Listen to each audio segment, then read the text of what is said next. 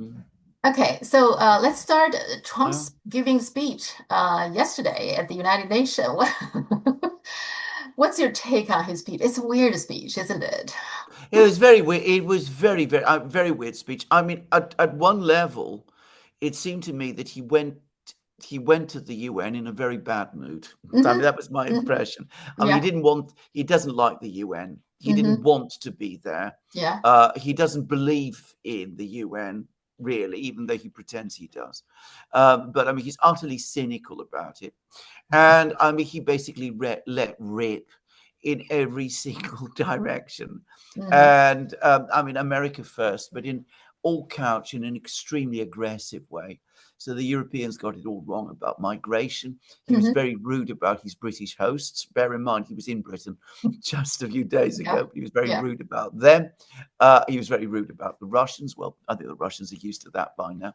But he was very rude about the Europeans altogether, about the Middle East and other things.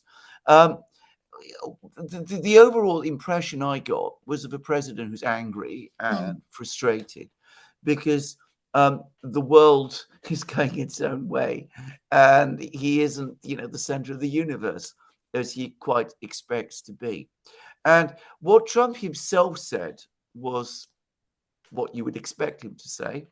But what was very interesting was a procession of other leaders who also spoke at that session. President Lula of Brazil, Hmm.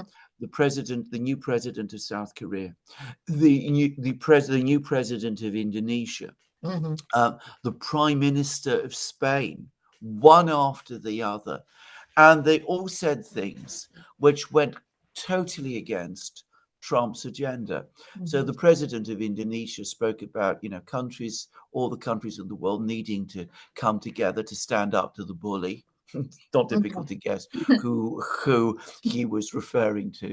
The president of South Korea saying climate change is real, Hmm. just after Trump says that it's a It's con. not. Yeah. Hmm. The president of Brazil saying, we must stand up against any system of arbitrary unilateral sanctions. Again, not Hmm. difficult to guess who that refers to. I mean, it was increasingly clear to me that the United States is losing the world. The Hmm. international community just doesn't like what it is hearing coming from the United States at this time. Yeah. Well, I think it's interesting that the teleprompter was not working. That's one of the things that Yeah, angers him. The elevators yeah, wasn't working. Turns out those are not the UN's fault. It was his yeah, own people who was yeah, operating the teleprompter. yeah. And the elevator is because his own photographer was trying to walk back. That That's right. triggered some safety, Yeah, security mechanism, so the elevator stopped. But anyway, yeah, so that I think also contributed to his bad mood. I guess he was already in a bad mood. yeah. And but the interesting is he was supposed to talk like 15 minutes. And since he didn't have the teleprompter, he just off script and we get to see a real Fif- Trump. fif- 53 minutes he spoke for. Yeah. 53. I mean, almost an hour in Hmm. effect. And we did. We got to see the real Trump. I Hmm. mean, he just went completely off piste, said what he really thinks and what he really believes. And Hmm. I don't think most of the world liked what they were hearing, to say it straightforwardly. Yes, the whole thing is yes, he attacking everybody. Everybody. Absolutely. Yeah, he has Mm, criticism just about everything, everybody. The only mm, thing he's positive is about his himself. He claimed he yeah, mediated a seven peace deal. But I mean, last time I heard it was five, so it's increased the number. Maybe yeah, yeah. every time we see him, he would talk, increase the number, which is fun Yes, and yes. interesting. Yeah, absolutely. You're completely right, and of course he hasn't settled any one of them. I mean, that's the truth, and everybody knows it. Everybody pretends that this is true, but Hmm. everybody knows the opposite. Now, again, I have to say this: the United States is very, very fortunate in the in the international system we have today. Hmm. The countries that the United States is treating as adversaries, China first and foremost, Hmm. Russia to a certain extent, or well, to a great extent also, Hmm. are are grown up, mature, adult, disciplined countries. Because if they were different, they would be taking advantage of this Hmm. kind of behavior Hmm. far more aggressively Yeah. than they are doing at the present time. I mean, they wouldn't still be reaching out to Trump and the Americans and say, look, for heaven's sake, put all this aside. Why don't you talk to us? Why did you have a meeting with us? Why don't you have discussions with us about all of these things? As I said, a real enemy of the United States, if the United States had the kind of enemies that the American paranoia believes it Hmm. does, a real enemy of the United States would be taking advantage of what took place in the United Nations yesterday. Yeah.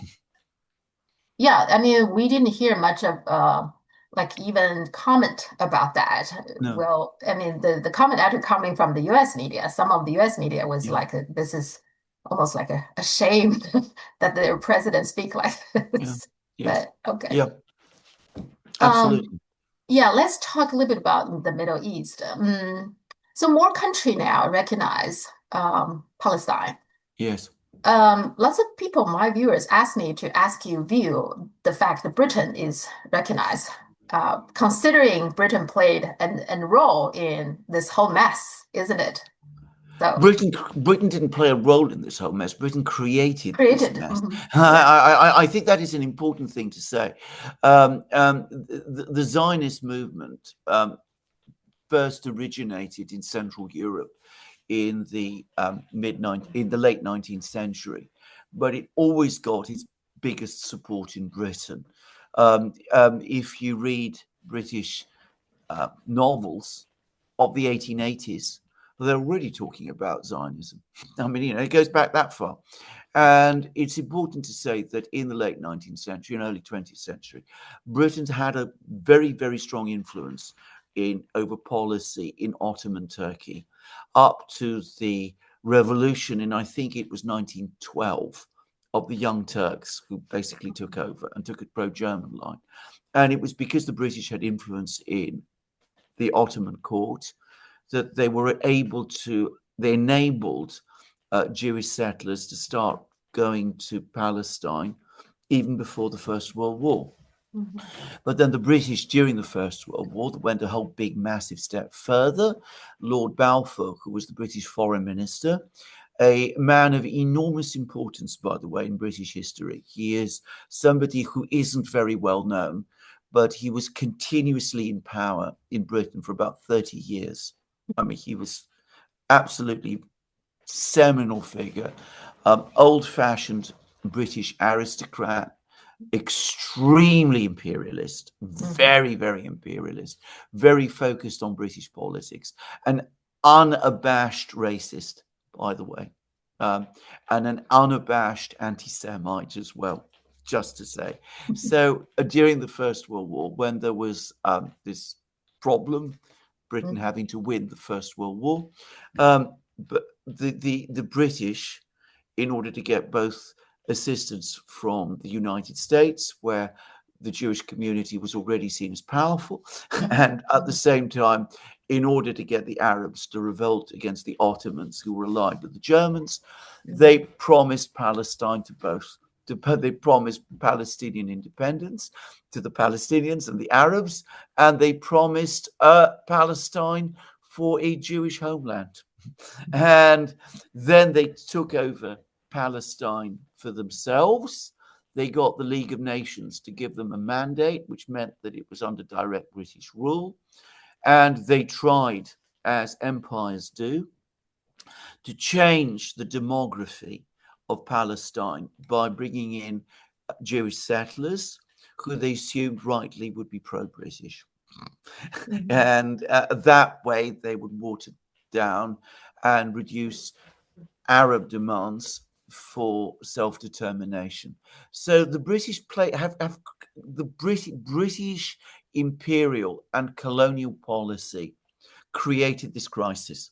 If the British had not been there playing the game that they did, we would not be in this situation in the Middle East today. Anyway, the British did that. The British have now recognized the state of Palestine, Mm-hmm. which of course they promised during the First World War. It's only taken them over 100 years to get there. To do But that. anyway, they've now finally done it. And they've done it out of pure cynicism.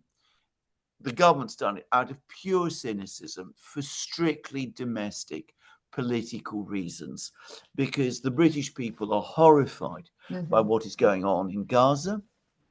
Britain now has a sizable Muslim population, not huge, it's about 6% of the population, but they're concentrated in certain particular electoral districts, and they are potentially powerful in elections.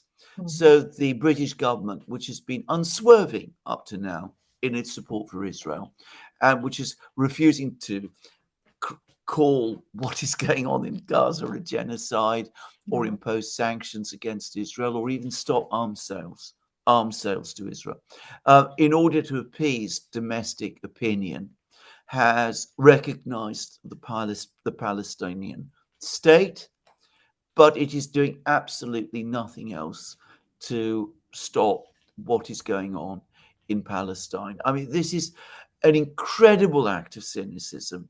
It makes me feel greatly ashamed. If the Europeans, and it was also the British, if the Europeans really wanted to take action, they could do so. They could downgrade Israeli embassies, for example, which is something that the Israelis would definitely be alarmed and worried about. They could impose limited sanctions or even greater sanctions on the Israelis. They could support legal proceedings against the Israelis.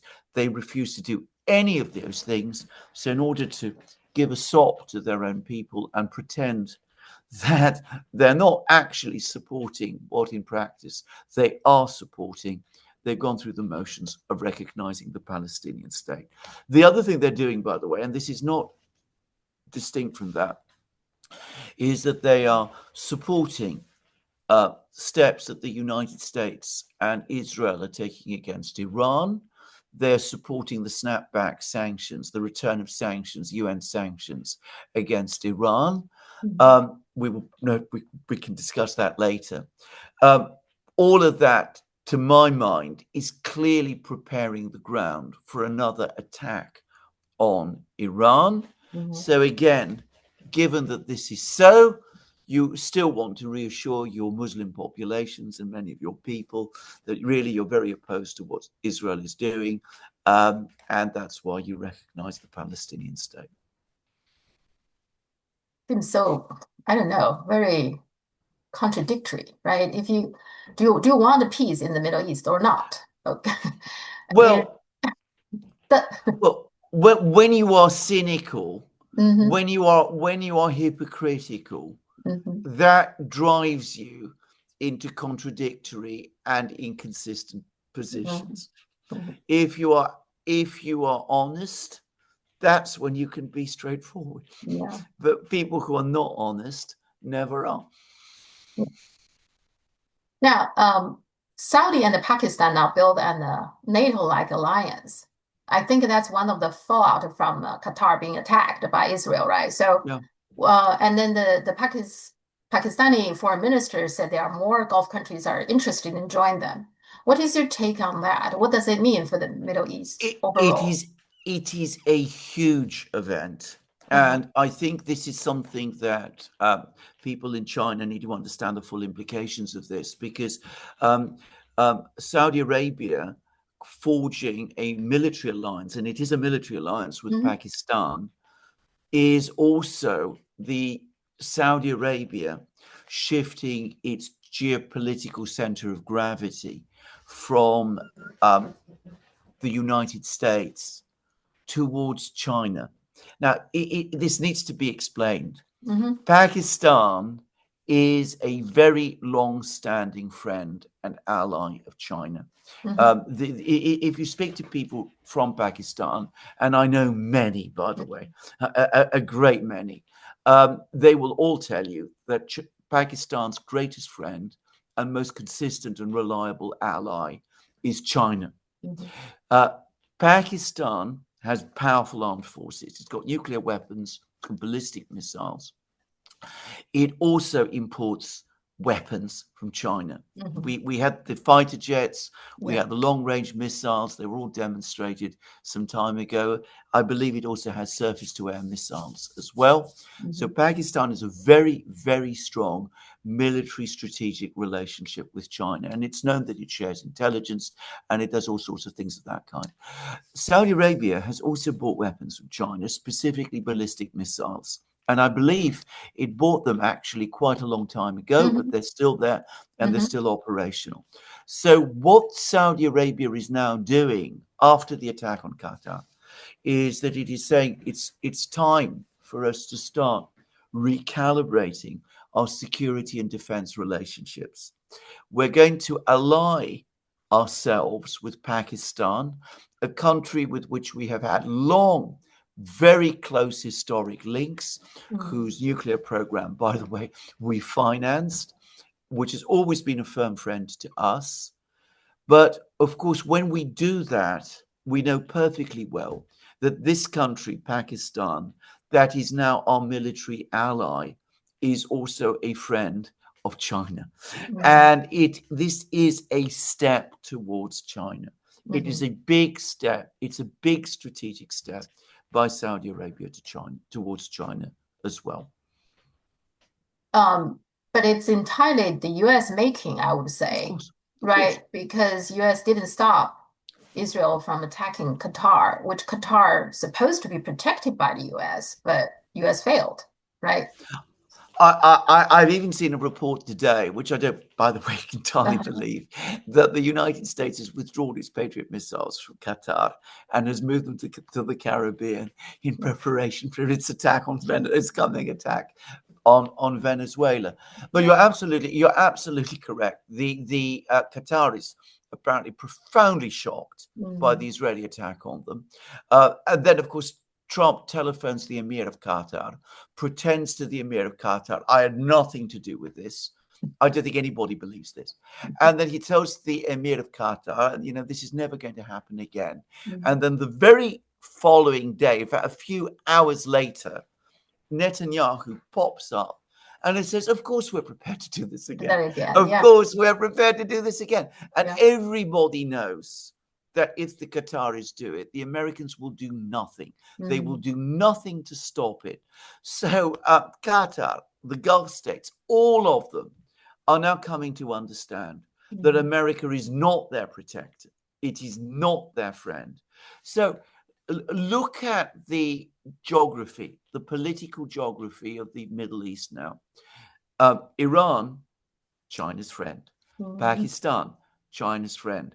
Saudi Arabia and the Gulf states, all China's friends. Saudi Arabia and Iran now with good relations, maybe not very friendly, but Mhm. nonetheless good relations with each other.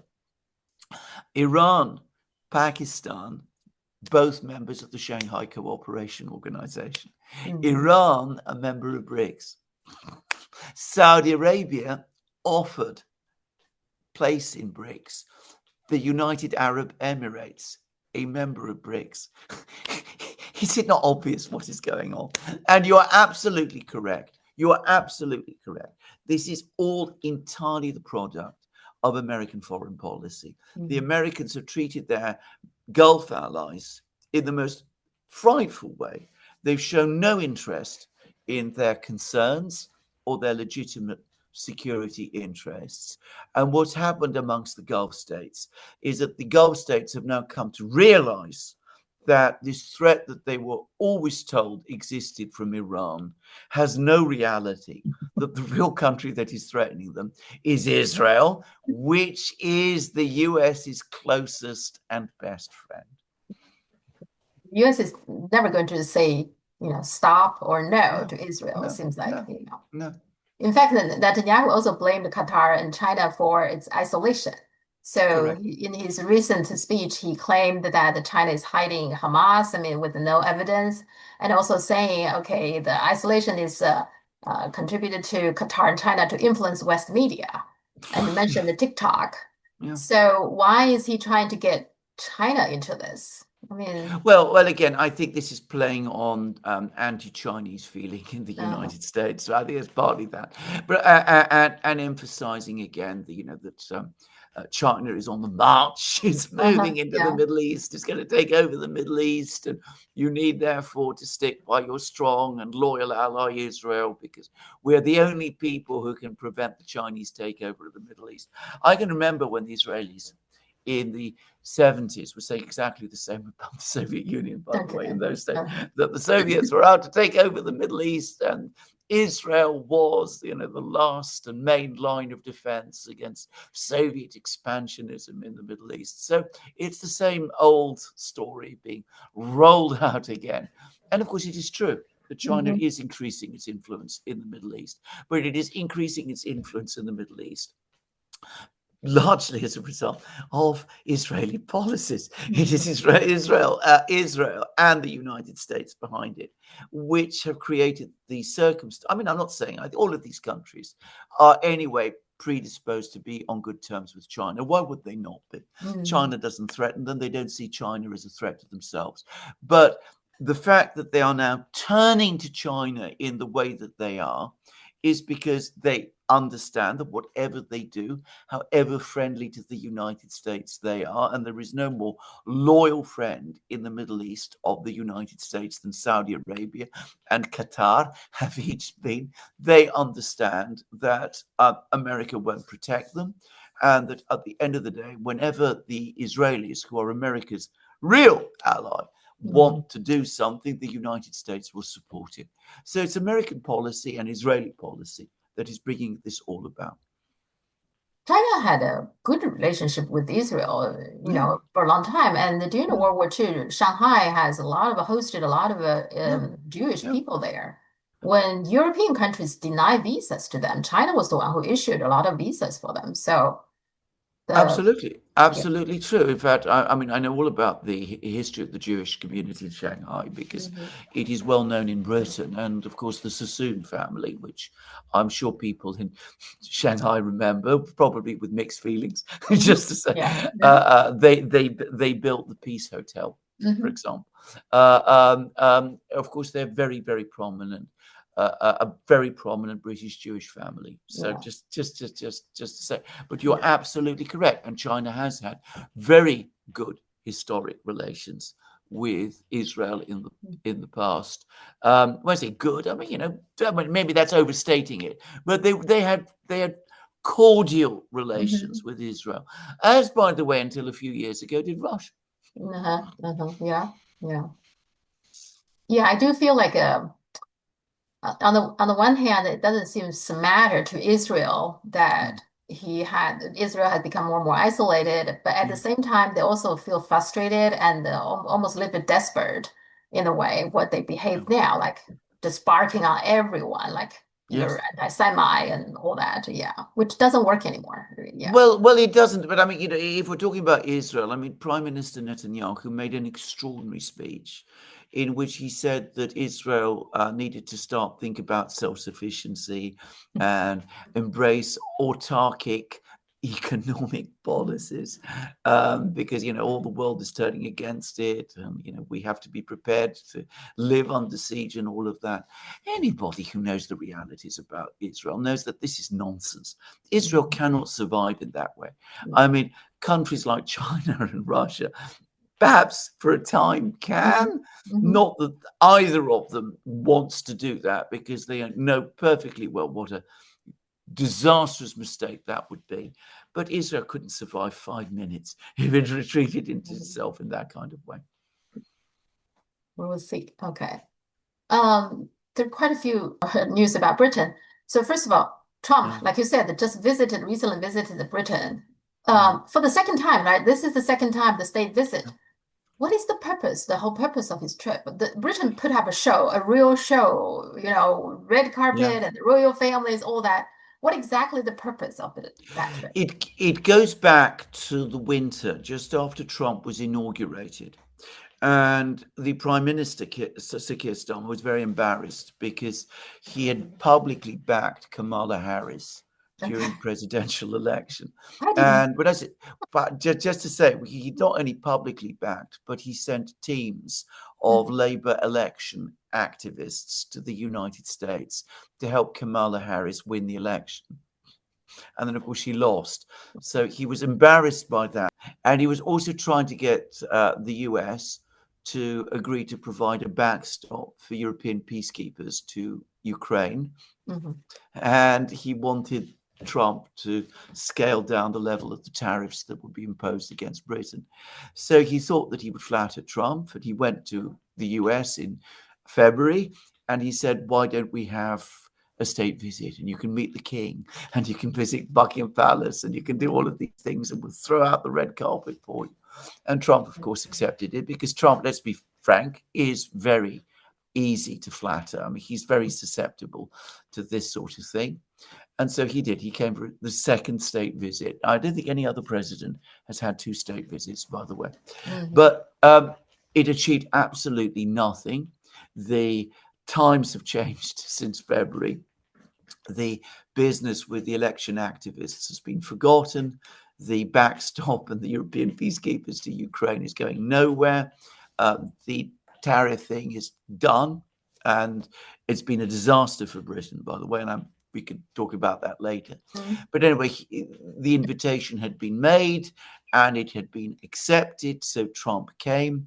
The visit itself, as virtually the entire British media are commenting, was empty of any real substance.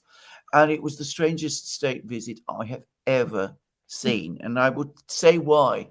And it's something that Chinese people perhaps ought to notice, which is that almost the entire state visit took place outside London. Oh, okay. So he didn't go to Buckingham Palace. He didn't go to the Palace of Westminster. He didn't address the British Parliament in Westminster Hall, which is the medieval building inside the Palace of Westminster, where leaders who come on state visits normally address the members of the House of Commons. There was nothing like that. And the reason is that both Starmer and Trump are so unpopular in London that they wanted to keep Trump as far away from London, and Starmer himself, as far away from London as possible, because they knew perfectly well that if Trump and Starmer, especially if they appeared together, were in London, that would invite protests. And that was not what they wanted to do. I have never known anything like that happen before on any state visit. It is unique, and it has been much talked about and discussed in Britain itself. But there were still protesters. They even projected some picture or something with Trump with Epstein on the Windsor Castle, right? Castle, that's right. Yeah.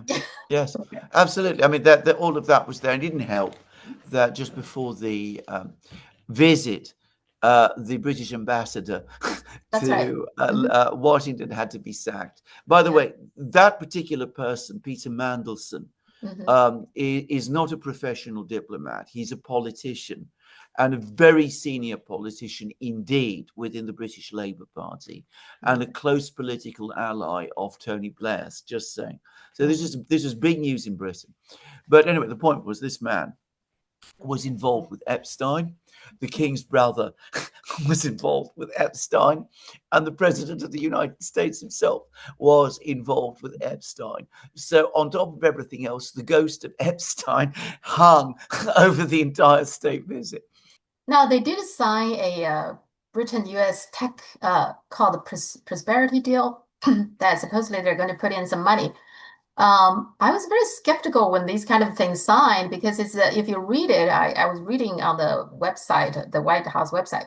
It's very vague and very high level, not much substance or details at all, giving me the feeling. And then I also read it, even the Guardian think it's not necessarily, if it's called a tech. So of course, people thinking about AI now, and it does seem like there's some AI involved. Seems like, okay.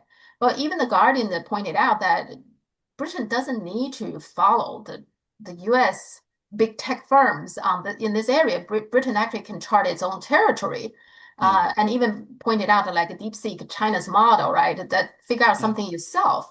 So it doesn't really need that kind of a pull Britain, along their tech, AI something.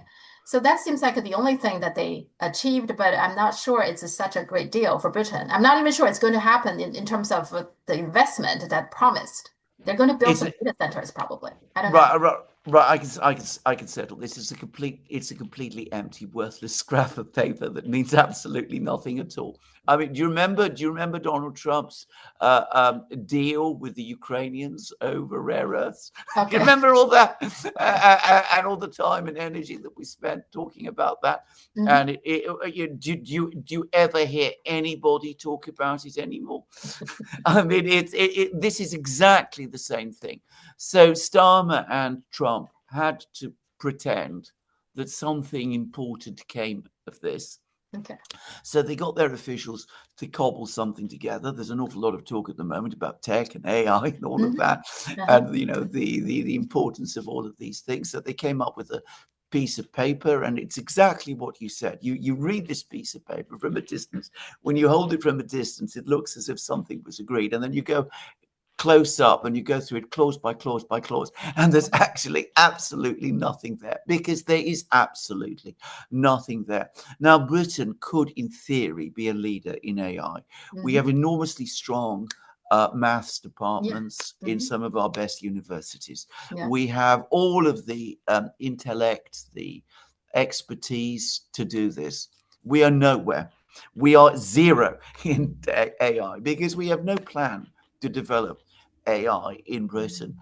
Our government has no industrial strategies of any kind at all. And this does require, bear in mind, we have no big tech companies. We don't have an Apple, for example, or Hmm. a whatever. I mean, we don't have anything like that. So or a Google Hmm. to organize this. So in Britain, it has to be done by government. And even in the US, it's really done by government. We Government could do it in Britain, but they are not doing it. And if they tried to do it, they would make a mess because they have no idea how to do it. So, despite the fact that all the pieces are there, like a jigsaw that's broken about, and all it needs is somebody to put the pieces of the jigsaw together, there is no such person. So, it's just an empty scrap of paper because the British come with nothing of substance to offer. You're quite right. They could do what the Guardian said is absolutely true, but we are not going to come up with a deep cheat type project. I mean, China can, we can't. We don't have that kind of economic, technical, scientific, educational, academic, social infrastructure that does this, where groups of young people come together. They're loosely connected through small companies, and they're told, just go ahead and come up with what you can, and we will support you to do it. There is nothing like that in Britain today. So we bring nothing to the table here. And as for the American side of AI, I'm increasingly coming round to the view that it is a pharaonic, gigantic, hubristic structure that ultimately is going to fail. Hmm. Um, in this game, China is Apple, not today's Apple, but the Hmm. Apple of Steve Jobs' time, Hmm. and America is IBM.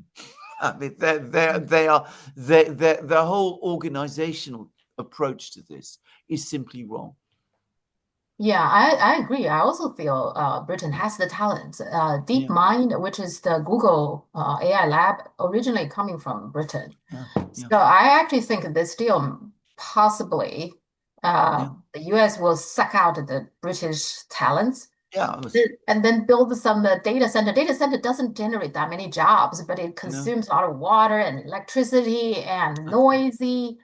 It's even within the United States, there's a lot of protests now for building data center now because it's basically simply increase your electricity cost. I mean, people pay more because of well, data centers.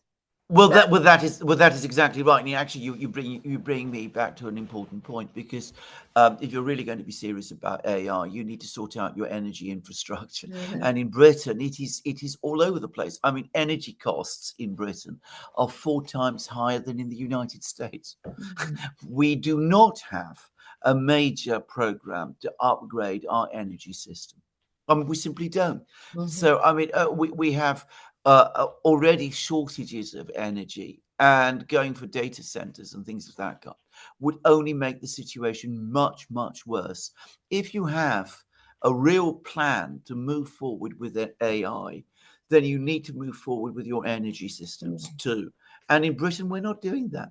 mhm, And by the way, what you say about the Americans sucking the best scientists from Britain, they've been doing that since the Second mhm. World War. I Yeah. mean, Britain was at the forefront of radio electronics. Mhm, Um, Along the Germans and the British, independently of each other, created the first electronic computers. All the mhm. British people went off to America and were absorbed by IBM. So Yeah. it's an old story, and it's going to repeat itself. But the thing to say about this particular document is that Starmer isn't even interested in this. No member of the British cabinet takes this seriously. The closest we ever had to a potential British government being interested in this matter was some years ago, when Corbyn was leader of the Labour Party, and some people within the Labour Party, not Corbyn, by the Mhm, way, suggested that um, British Telecom, which is Britain's major mhm, telephone provider, could be harnessed to connect every household in Britain and to provide them with fiber optic broadband, mhm, and that this could be done.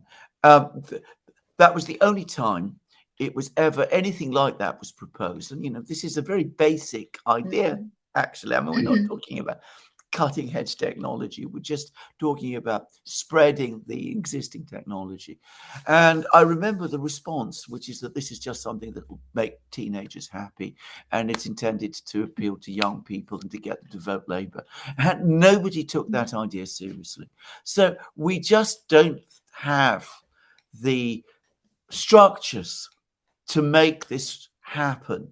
I mhm, say this, by the way, with no pleasure. I'm talking about my own mhm, country. mhm. But that is the reality which people in China need to understand.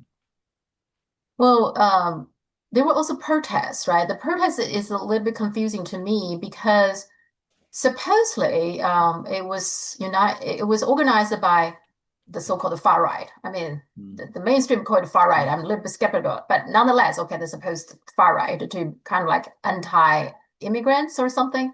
But then Yes. there's also counter protest as well. Protest, and then in the middle of it, I also saw a picture. Somebody had a banner asked King Charles to fire Keir Starmer. Yeah. So people just protest whatever they're not happy about. Is that what it is? It was Yes. pretty. Well, that was basically what it is. It was nonetheless a most unusual event, and it is one that has shocked the entire political class, because the man who basically called the protests is an individual, Tommy Robinson, who is not Mhm, very widely liked or supported in Britain. He's, in some respects, an inconsequential figure, if I can say. And I think in his case, one can legitimately call him far right, okay. whatever that means. But I mean, Mhm, he is that. But most of the people who went to this protest, and most people thought that about 10, 15,000 people would turn up. I yeah, mean, but yeah. what actually happened was, it was, say, between 100 and 200,000. I mean, it's more than the 115,000 Mhm, than the police are saying. It is absolutely not the 3 million that some people are claiming. So, mhm, put that, but maybe somewhere 150,000, something of that kind. Anyway, that was completely unexpected. But what has shocked the British political class overall is that there was no single theme that united all of the protesters. Many of them were against it, immigration mhm, into Britain. Others were more concerned with law and order matters. Others were concerned with economic questions, prices, housing, all of those things. The thing that brought them all together, there were two things that brought them all together. Firstly, they came from particular demographics, the working class and the middle class, but those demographics which historically have supported the British Labour Party. Okay, that's an important thing. And secondly, they were mostly, more than what they were for, they were very strongly against the entire British political class, even more the Labour government, and still more the Prime Minister, Keir Starmer. The things that were said about him, the chants that were sung, in Britain we have this practice. A lot of these people go to football matches. And if you go to football matches in Britain, one of the things that people at football matches do is that they sing songs, and some of the language is very coarse. As somebody who doesn't go to football matches, it's not my world. But anyway, this is very much what they do, and they were doing exactly the same on this march. They were singing chants, talking about Keir Starmer in incredibly crude and coarse terms, like I have never known happen about any British Prime Minister before. And it showed the extent to which the Labour Party's historic electoral base has turned completely against the Labour Party and the Labour Prime Minister. And this has created shockwaves across Britain, because it means that the political system, the political legitimacy, the political authority of the system is now in deep crisis. Now, King Charles does have the power to dissolve the cabinet. Is that right? Yes, he does. Okay. In theory, he can dissolve. He can dismiss the prime minister. He can dismiss any minister he chooses. He can dismiss the entire cabinet, and he can dissolve the House of Commons and call fresh elections. No British king has done this since the 1830s. So that theoretical power exists, but what we call a convention in Britain. A convention is a custom which has the power of law, even though it is not a law. It is so strong that it is always abided by. I mean, not abiding by it would generate a major political crisis. The convention is that the king only dismisses ministers, the cabinet, and dissolves parliament at the request of the prime minister. Okay. Well, then it's kind of like lose the purpose, because to me, it's like a balance, right? If the king does have that power, it will make the prime minister a little bit mindful of what he's doing. But okay. No, well, the king in the system, in certain respects, has no power at all. I mean, because all his powers are exercised through the prime minister, which, by the way, means that the British prime minister has enormous powers. I mean, because he can exercise all the theoretical powers of the king. But the king does have a role within the British system, which is that he receives all the information. He is in direct contact with the intelligence agencies, for example. He's in direct contact with the military. He's in direct contact with the Foreign Office. And he's able to give the Prime Minister advice. And when the Prime Minister does this, well, the King, does this, he does so in many cases with the backing of what you might call the permanent state Okay. in Britain. Britain is a very, very difficult country to understand. We've discussed this before because Mhm. we have no formal political system. We have no no written constitution. Mhm. Everything works in this very strange way where some things are written down, others are not written down. Mhm. We have some laws, we have some conventions, we have all sorts of ideas, and it's very fluid. And it's something that you have to be an insider really to understand. And if you are an insider, by the way, that gives you enormous power within the system. Okay.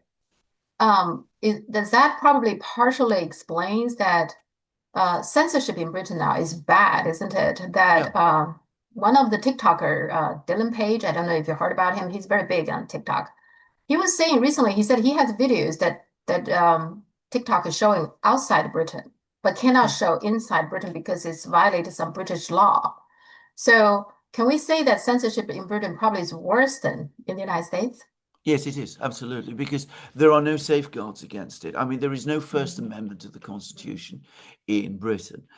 We have the protection of the European Convention on Human Rights, but the provision for free speech, which from memory is Article 10, says that free speech can be restricted where it is in the interests of a democratic society. Okay. So that gives the government enormous power, and so we have very few. We have basically no really strong free speech protections, Mhm. and the culture of Britain going back to the time of the empire, Mhm. basically, is that we don't really do free speech here. We may pretend that we do, but Mhm. actually we don't. And yes, I have heard about this person on TikTok because this is Mhm. obviously the world I inhabit. Mhm. And I know of many cases, including friends of mine, who are on returning to Britain from foreign countries, have been stopped at the airport by British Mhm. officials and have been taken away, and they've been called influencers, and they've been Mhm. asked what exactly it is that they're doing and why are they supporting China or Russia or Hamas or whomever and all of that sort of thing. And basically, it's a kind of threat, it's an implied threat and warning, and lots of that is going on. And the police will arrest you if you put on X the wrong thing Mhm. and all sorts of things of that kind. So Britain is not quite the land of the free that British officials who come to China tell people Mhm. in China that it is. There is nothing that I've ever heard of that happens in China that doesn't happen Mhm. here. Just to say, In China, I think the main difference is that, first of all, it's pretty clear, what are the things is too sensitive, for people to touch. Well, then you just don't need to touch like a Dalai Lama, for example. Why do we need to yes, talk about Dalai Lama? I don't even think yeah, he's that relevant, so no need to talk about correct. him. So it I doesn't agree. bother. I agree. I agree with you about the Dalai Lama. Just to say, And it is yeah, a little bit sensitive to strictly yeah, criticizing the leader, a particular leader. That is, yeah, you should yeah. be careful. But it's okay to criticize policies. If you don't like a certain policies, you're okay to talk about that. Absolutely. But you see, that's the difference. That's where we go back to what I said about the fact that we have a very, very fluid system in Britain. Uh-huh. Because in China, you don't. China has a clear system, clear lines of control, and clear rules.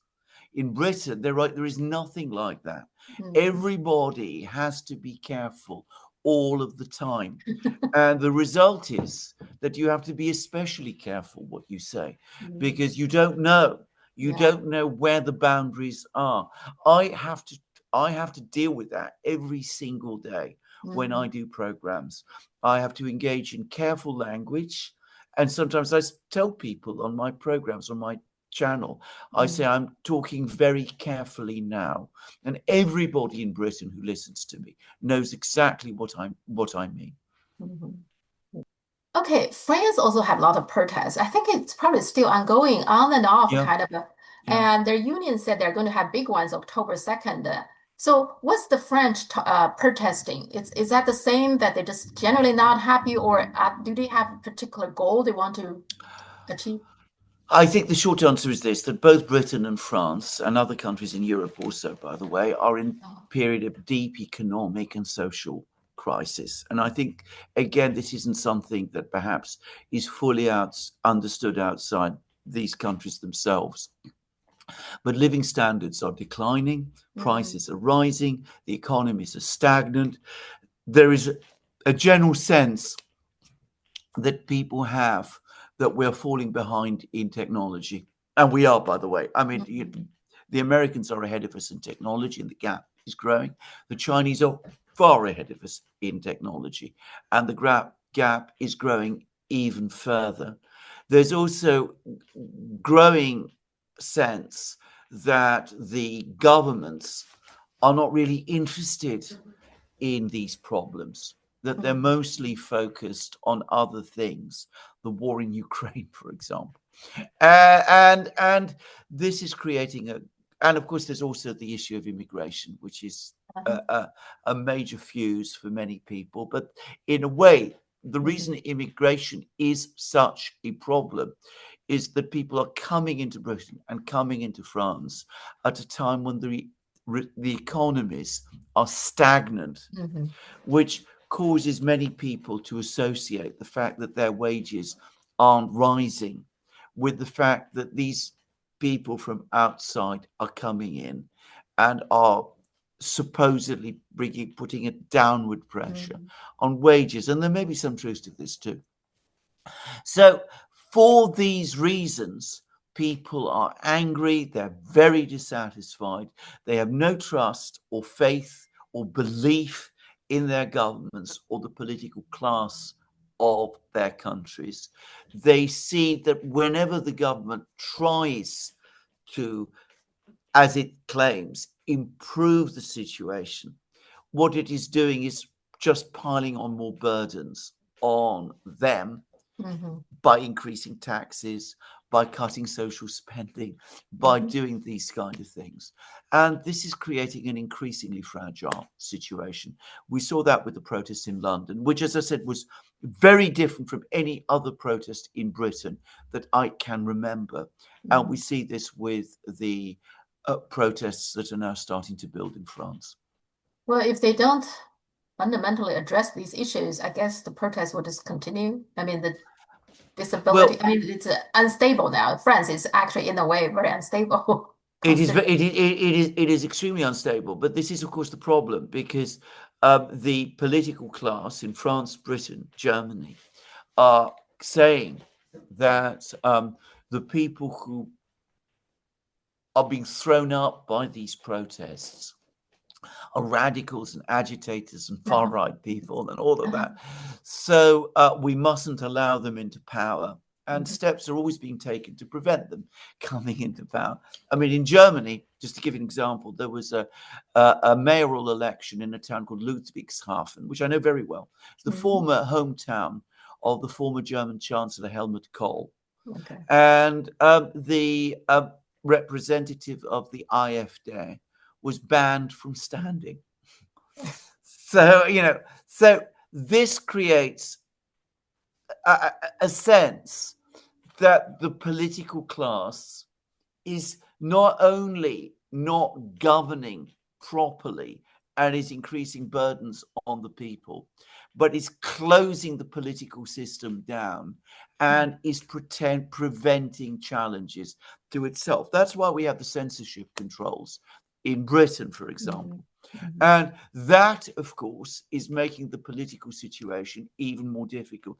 In Germany, in that election, 70% of the people in Ludwigshafen, which is a West German city, very rich, by the way, refused to vote in the mayoral election because they said, what's the point?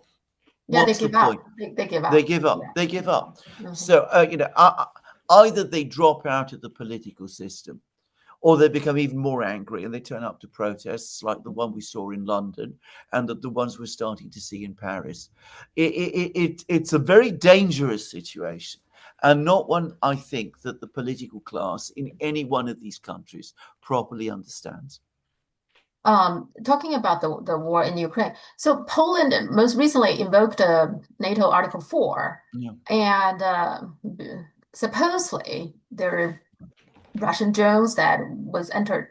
Now there's somebody saying it's probably not even Russian drones. It could be Ukraine Yeah. drones. You know, Ukraine sent those pretending to be Yes. Russian drones.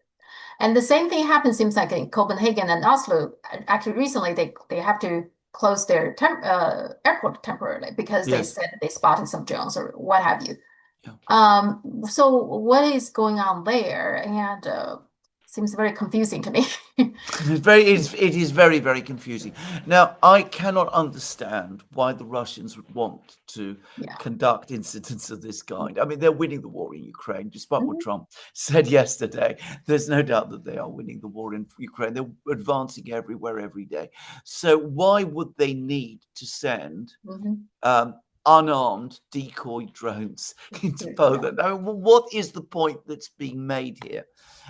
Either this was a fault and the Russians are open to that possibility. They contacted the Poles. They Mhm. said, look, we're very worried, very sorry that these drones went into your territory. Why don't we sit down and talk about this and you can explain to us what happened? Either Mhm. they are a fault, either there was a fault, or it possibly, and this is a theory that some people have spread, these drones, which are decoy drones, fell to the ground. The Ukrainians collected a few of them, they Mhm. refurbished them, and they sent them back across the border, and because they wanted to create an incident. Either way, this is a trivial event. I mean, it's an Mhm. absolutely trivial event. I mean, Mhm. it is not an attack on Poland or Denmark or anything of that kind. I mean, we don't even know where those drones that reached Denmark Mhm. even came from. We don't even know that they're Russian so far, or that Mhm. they even existed, by the way. So, I mean, this is a trivial incident. So, what is striking about this is the way in which some European officials and politicians have tried to use it.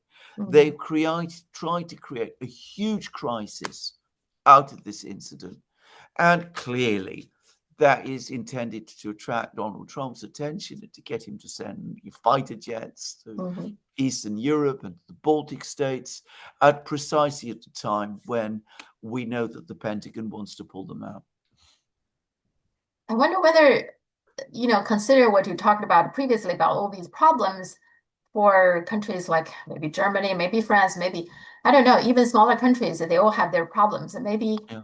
they kind of want this, make this a big deal to Oh, yeah. distract people from their domestic problems. That could be a There is way. there, there is absolutely no doubt that that is going on. It's going Uh-huh. on all the time. I mean, it is relentless. I mean, one of the things you can do, for example, is that you can say, if somebody protests and says we should spend less on these unaffordable sums on Ukraine Mhm. and on rearming ourselves and Mhm. start to attend more to our own domestic problems. You could say, oh, you're a Russian. You're a Russian agent.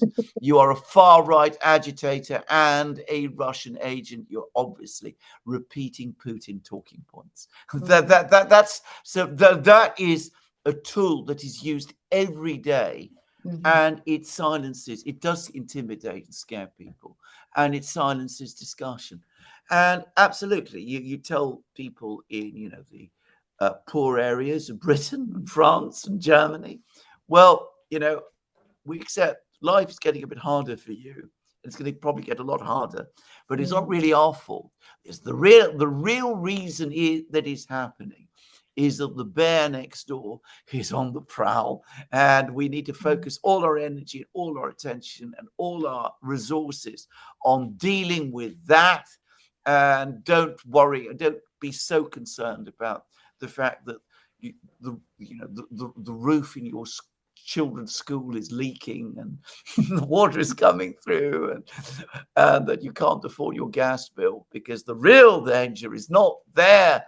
It Mhm. is from these terrible, wicked, awful people in the East. And that is what really we ought to think about. And it works. I mean, to some Mhm. extent, at least, it Mhm. does work.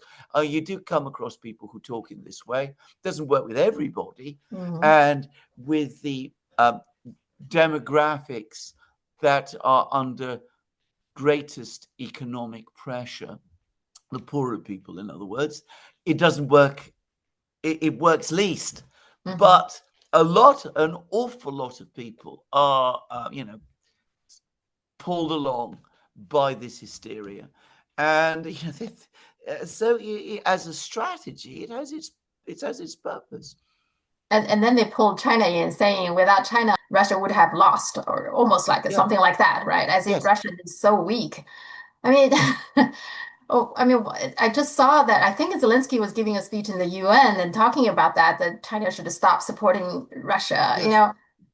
Do they really believe that? Seriously, that without China, Russia would just be defeated by now? You see, the thing to understand is that we talked about censorship. In a Mhm. system of censorship, people are not there in the television, on the television, in the newspapers, where people get most of their news. People are not there to point out those contradictions. Mhm. Now, some people, a lot of people now, especially younger people, go to social Yeah. media, Mhm. go to YouTube. They listen to programs like mine and yours, Mhm. and they hear those things there. But I think it is fair to say that, especially in Europe, they're still probably a minority, and and the result is that most people either have to work out these contradictions and see them for themselves, which does happen. I mean, there are Mhm. people like that. Or alternatively, they just don't see them. And, they're told one day that the Russians are weak and a paper tiger, as Trump just called them. And at the same time, they're told that, the Russians are this aggressive bear that's on the prowl and is about to take over Europe. And it it is surprisingly easy to get people to believe two completely contradictory things at the same time. I've seen this happen so many times in my life. You can see this with this. About Charlie Kirk's assassination. Yeah. That's another remarkable Mm. thing. Now, in China, not many people know who he is, but now it's become such a big news now in China, lots of discussions. Can you, first of all, explain why is he such an important figure to Mao?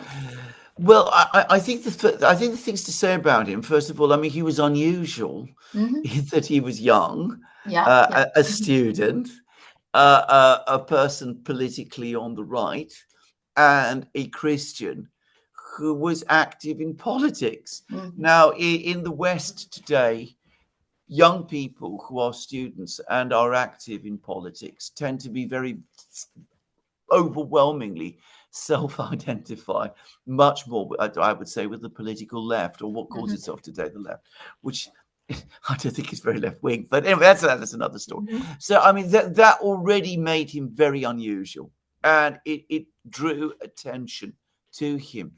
The second is that he was somebody who was prepared to go out and speak to the people who disagreed with him. He was prepared to engage them in debates. He was prepared to go to universities. He was prepared, in other words, to put a view across which most students in the United States probably do not hear very much, at Mhm. least not from each other. Mhm. So again, that attracted a certain amount of attention. He was also undoubtedly a man of political skills and debating skills. He was a likable man. He was Mhm. Yeah. charismatic. Mhm. He, as a result, was starting to win more and more young people over. He was building a political movement amongst the youth who supported Donald Trump, which had previously been thought of Mhm. as an all but impossible thing to do. And as a result, he was starting to gain influence and important influence. So there are rumors, for example, that it was he who advised and persuaded Donald Trump to pick JD Vance as his running mate. I Mhm. don't know that this is true, Uh-huh. but I have heard those rumors, and I've heard them from well-placed people who claim that they know what happened. And so he was a person who, without ever standing for election or holding elected office, was nonetheless starting to play a very significant political role in the United States and he was doing it in an intelligent way, taking on people in debate, arguing with them, changing his own positions. So I think he early on came to realize that as a Christian conservative, his assumption, his instincts were to be very, very pro-Israel, but that this didn't play well with the Yeah. student audience. And I suspect he was hearing more and more criticisms about Israel from his student audience. And gradually, I suspect partly under the pressure of that, partly, no doubt, as a result of his own feelings of revulsion, he was shifting. So he was becoming, from being very pro-Israel, he was becoming much more critical of Israel. So because of all of this, he had a very unusual role in America. He was an influencer, this horrible expression, which I detest, by the way. But in his case, I think you can argue that he was an influencer, and perhaps the most important influencer in America over the last 5, say, years, especially amongst young people. A person who was shaping the political discourse in the United States and was changing that discourse and moving it towards a more pro-conservative, pro-Christian, pro-Trump position. I live in a college town. He was supposed to be here, I think next week or something. Right. And even it's still, we're not there yet, but there's, I think they have some replacement for him now. Turning Right. Point, you said they will continue this tour with different people. Right. And the whole campus was very nervous. Already there are rules. You cannot be on the roof. You cannot be here. You cannot be there, on that day. So it's a big thing. I have to say, the FBI investigation, I've never seen have so many holes, so many inconsistencies. Absolutely. Charlie Kirk's memorial service, they were, I think NBC or CBS and local affiliates was there to interview people when they're lining up.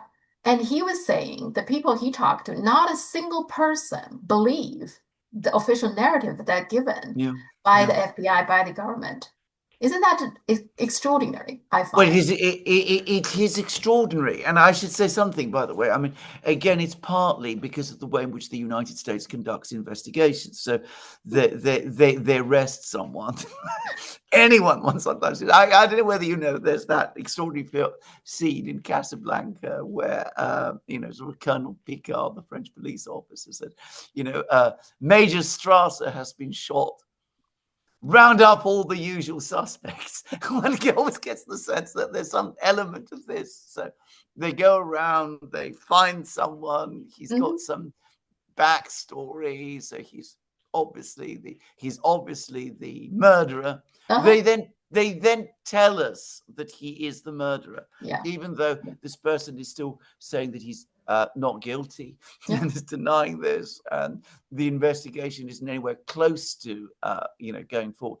So the result is we have all of this information coming out in the public media space where people can discuss and talk about it and argue with it and criticize it and look at it. Whereas in Britain, when I was younger, nothing like that used to happen. The police used to conduct an investigation. The investigation was conducted in privacy. When somebody was arrested, the authorities never disclosed his name. They said that they didn't even disclose the fact that somebody had been arrested. The expression that was used was that a man in his 20s is helping the police with their inquiries. That was the euphemism. And I have to say, I think that was much better. And then if we finally got to court, then all of the evidence would be laid out. And of course, there would be opposing counsel. And, at that point, we could have a proper look at what the evidence was. And the opposing counsel, if they were doing their job, would pick holes in it.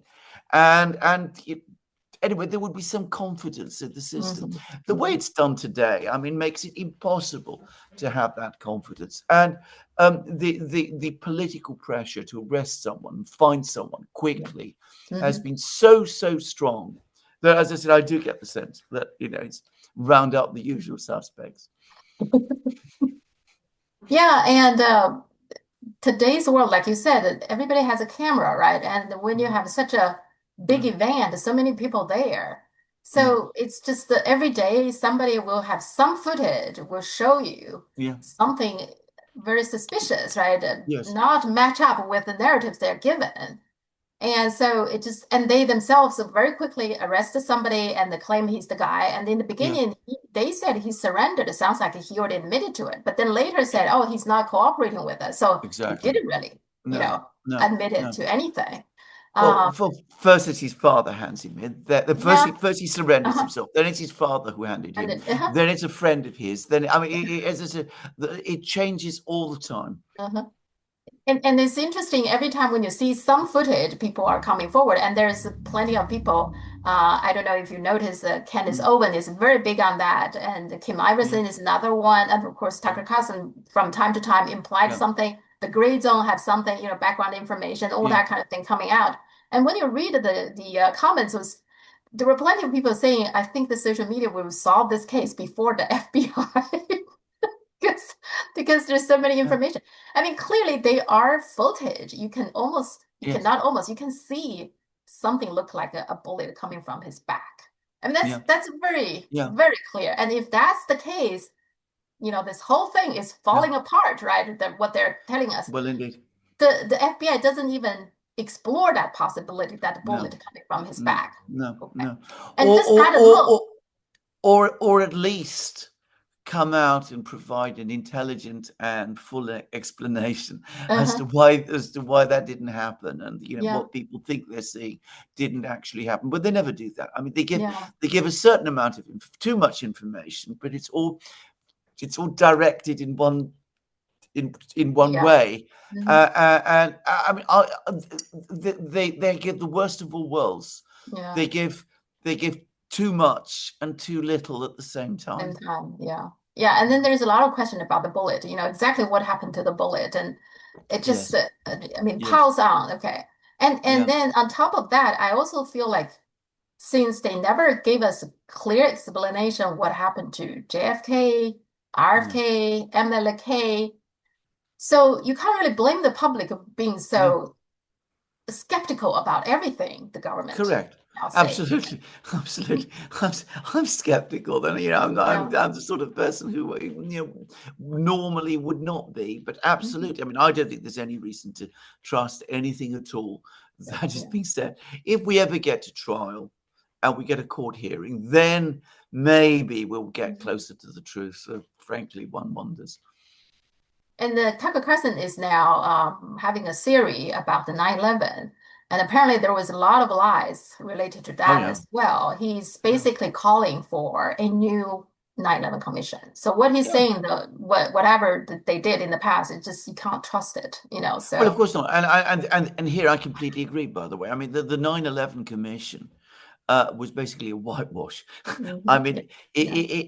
if you accept the official story, I say if you accept the official Hmm. story, then at the very least, Saudi Arabia has important questions to answer. Yeah, yeah. But it is not asked those questions. Yeah. Also, I feel like am I right to say now you studied history, and then I also see, historians are talking about, but I feel like the Western government, at least maybe the UK and the United States, the elites, they are not that interested in knowing the truth or history. I don't feel like they particularly interested in finding out, truly what happened. No, they're not. They're not at all. At best, when they use history, they use it in ways like making themselves play characters in historical novels. So in Britain, everybody wants to play Churchill. Everybody wants to play, as if they're parties in a film about Churchill. They all Mhm. play different roles in that film. Nobody wants to play Chamberlain. So this is. But you're absolutely right. Careful study, careful research and investigation of the history of a problem That never takes place. I mean, we talked at the start of this program about the origins of the crisis in the Middle East and in Hmm. the Yeah. Palestinian territories and Gaza and Israel. This is not something that you ever see No. properly addressed in Mhm. Britain today. Yeah. Just as most British people, I mean, I can say this with absolute confidence, have no idea that the British Army marched on Beijing in 1860 and burnt down the Hmm. Summer Palace and did a lot of other things as well, which are perhaps even worse.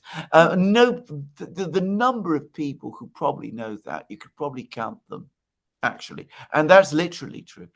And if you don't know that, then you don't understand an awful lot about relations between China and Britain and Hmm. the interactions between these two countries and why people in China might feel about Britain in a particular way.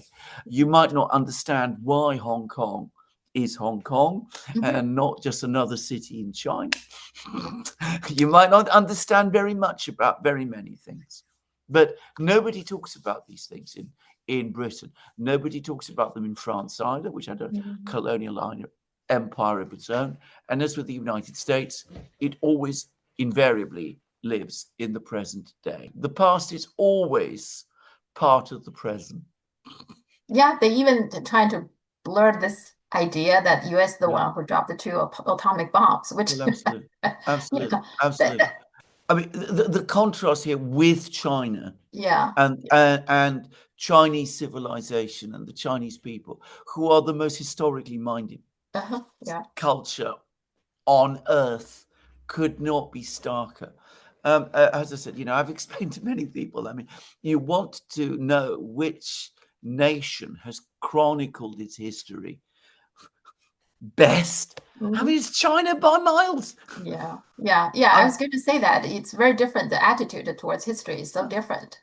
yeah, I recently read that there is a thing called Operation Legacy, that yeah. when Britain left their former colonies, they burned a lot of the documents. Oh, yeah. In particular, I guess in India, they burned so many documents that at one point the ashes was knee deep. Oh, I yes. mean, why? For it's part of your glorious history. Why do you want to Yeah. destroy them all? I mean, I don't Well, quite you get you that. you you say that, Sophie, but it's a very, very interesting fact that the empire is barely ever spoken about here. I mean, it's hardly. I mean, most people know very little. There are no good history books about the British Empire, Yeah. about how it worked, for example, what its administrative structures were, and how the entire political system of the empire was held together. I think I said in an earlier program that we were talking about Tibet before.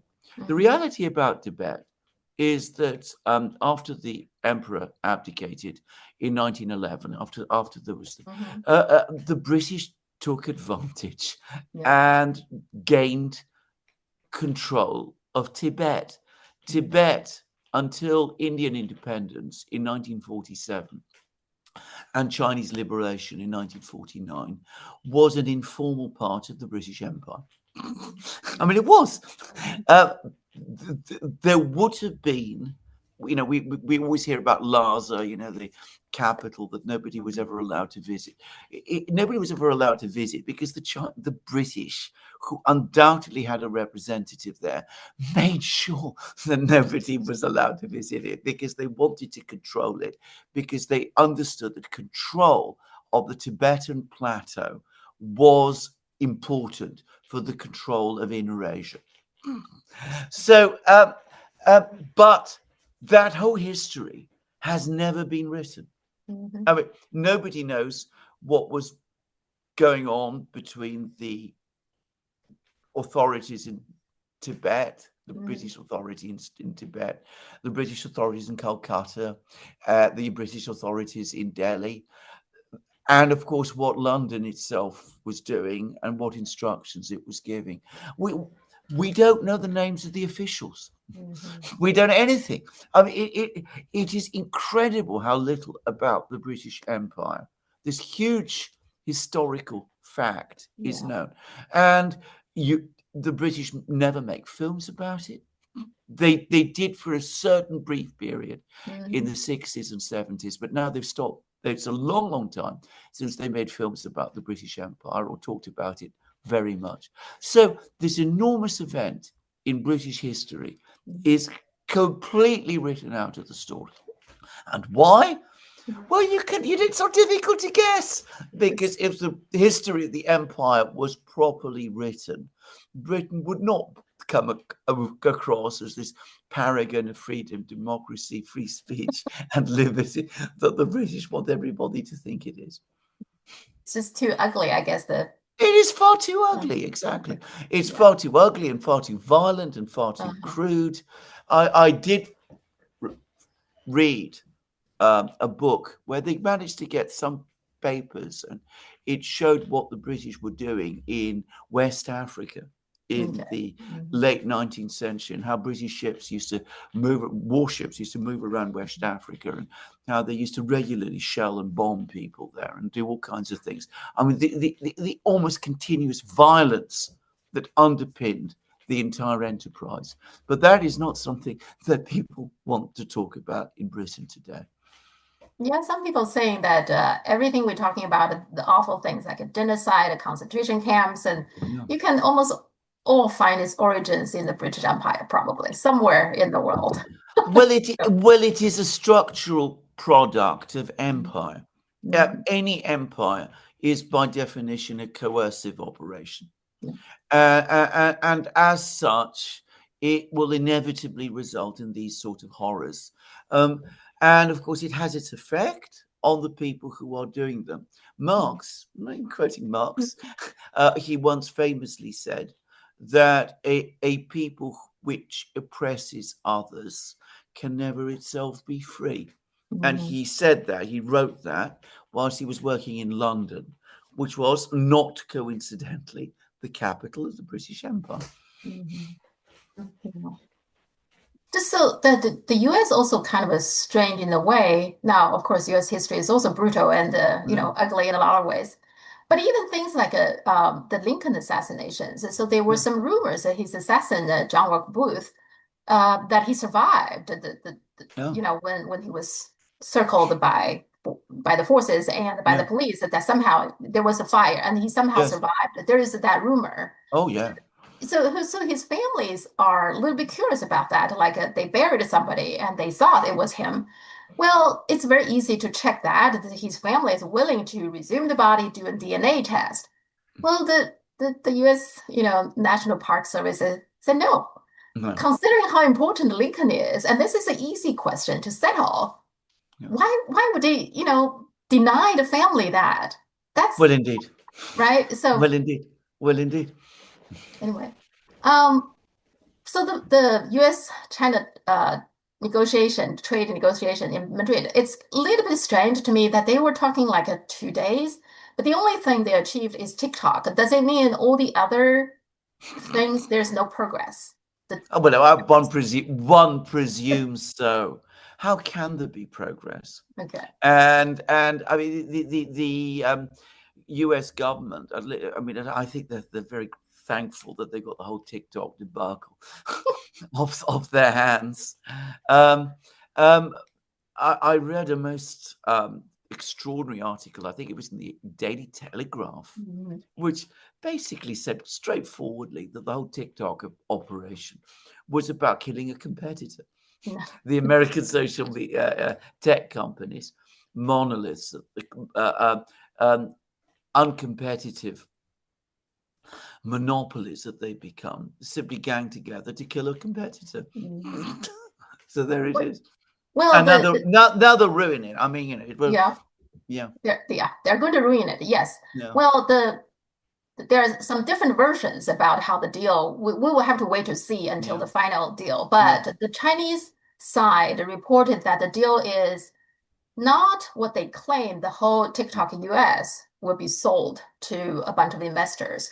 But TikTok right now actually has already 2 separate companies. One is particularly just focusing on the data side, which is now managed by Oracle. So that is the one, the US data service or data security TikTok would be sold. to 80% sold to a bunch of investors, a whole bunch Yes. of Zionists. Yes. You see that Israel is in the mix as well. All Israel, the time. yeah, Always. they, Yeah. Zionists want to control that. They don't like TikTok being lots of information. People see a Yeah. lot of the carnage Yeah. happening in Gaza, right? So that's. But then there's still operational part of it will remain in China, and then also the algorithm, the important part. China still owns that, and Yeah. then the TikTok operational part will be leasing the algorithm. Yeah. For their company, but you don't hear that in the No. Western media. They would tell you, No. oh, it's going to be sold and they're going to control the algorithm. They're not going to control the I, algorithm. I'm very interested to hear all of that, and I was hoping that you would explain this Yeah, sale to me because I was absolutely sure that it would not. It was never. It was no, not going to be as straightforward as people say. yeah. No, they have to make it sound like it's a win for US, Mm, right? mm, Because Trump needs that. Trump needs to make it sound like it's all, but my understanding is the data part, and even that is 80%. So ByteDance will continue to own slightly less than 20% because that's the law requires. And also ByteDance also said that ByteDance has to be the largest single stakeholder okay. shareholder. So the Okay. other 80% has to be divided by many individuals Right. and companies. Oh, interesting. Interesting. Yeah. So, Interesting. so based on that, I can understand, right, that it's from ByteDance, viewpoint, Mm, they're going to get paid for 80% of that immediately, and mm, then otherwise, it's pretty much more or less the same because they are paying oracles anyway, right now. that's right. So I guess they will continue to pay Oracle. Yes. Oracle now will control the data, Yeah. and and one more thing is for sure those 80%, whatever that data company, they're going to bring it to public within the Yes. next one Oh, or of two course they have. years. Yeah, Well, of they course will they have. they would do that to make money, those Of course they investors. have. Exactly. See, Exactly. yeah, ByteDance itself is still a private company. They're not that interested in going public, but I think No, that those investors would be. I'm So sure in that. the end, it sounds to me like that Trump's friend, these are all Larry Ellison, Jeff Yates, these Yeah. are all Trump's friends Yes. and they're going to make money out of this. That's That's which is another which is the other part of this whole yeah, enterprise. I mean, kill competition and yeah, make money for your friends. yeah. Has absolutely nothing to do with national No, security.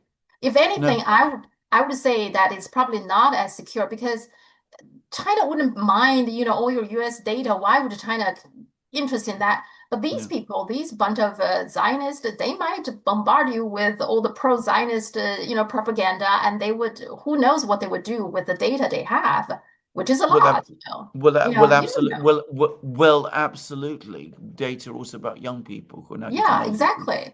So So, absolutely, no, no. I completely agree with you about that. yeah. I mean, you're completely right in what you've just said. By the way, that article that I read actually said that the intelligence agencies had given advice that TikTok was not a national security threat. So there you go. And last question, the US Trump also want to take a Bagram air base in Afghanistan. Why why does he want to do that? It's not Well, enough wasted no. money in Afghanistan. Well, of course not. No, absolutely. I mean, the Taliban, of course, were never going to agree, and they rejected it outright. I mean, the idea is absurd, but I mean, he comes up with these absurd proposals. I mean, the Afghans fought for 20 years to get the Americans out, Yeah. and he thinks he can get an invitation to come back in. I mean, it's crazy as to why he wants it. Well, he says that the Chinese are there. Uh-huh. As I said, I mean, the point about the Americans is that whenever they come up with these crazy things, it's always about China. Uh-huh. I remember him saying this. This is some years back, actually, after the Americans pulled out, that the Chinese are already at Bagram Air Mhm. Base. Okay, so basically Trump just come up with ideas and Yeah, then okay, yeah, just pretty much like everything he does. Like yeah, in trade, for example, he signed this big deal, so-called a big deal with Britain, right? And it sounded yeah, like a huge numbers investment, this and that. He likes to do that, isn't it? He would throw yeah, out the big numbers. Oh, I just yeah, got this deal and that deal, yeah. and then there's no follow-up, No, right? no, So no. No, Okay. there's no follow. No, there's not intended to be. As I said, it just gets you through a state visit. Mhm. And yeah, it looks big, it looks Uh, impressive, but then you move on to the next headline. I mean, that's basically what it's about now. and That then, that's that is what government in the West has become. mhm. Yeah. And then I guess Afghanistan in general just have a lot of natural resource, and maybe Trump just wake up one day and thinking, yeah, why don't we just try to get back? Even this Bagram airspace. He said the U.S. built it. It's not the U.S. who built it, No, right? I no. thought it was Soviet It was. It was the Soviets who built built it. it. Okay, It absolutely was. It was the Soviets who okay, built it when they were in Afghanistan in the 80s. yeah. Afghanistan is an interesting place. Now Britain was there too, right? Oh, absolutely. Yeah. It didn't go very well there either. No, it So didn't go very well. No, not at all. yeah. Now, of course, it's a good the EU government which has actually done a lot better than anybody expected that it would. Mhm. Has good relations with China and Russia. Yeah, yeah, Interestingly. yeah. Okay. Let's talk again next week. And Absolutely. thank you so much. Like always, today is My just a lot to pleasure. cover, so it's long. Thank you. Indeed. Indeed. Have a great week, You Sophie. too. Speak soon. Bye. Bye. Bye.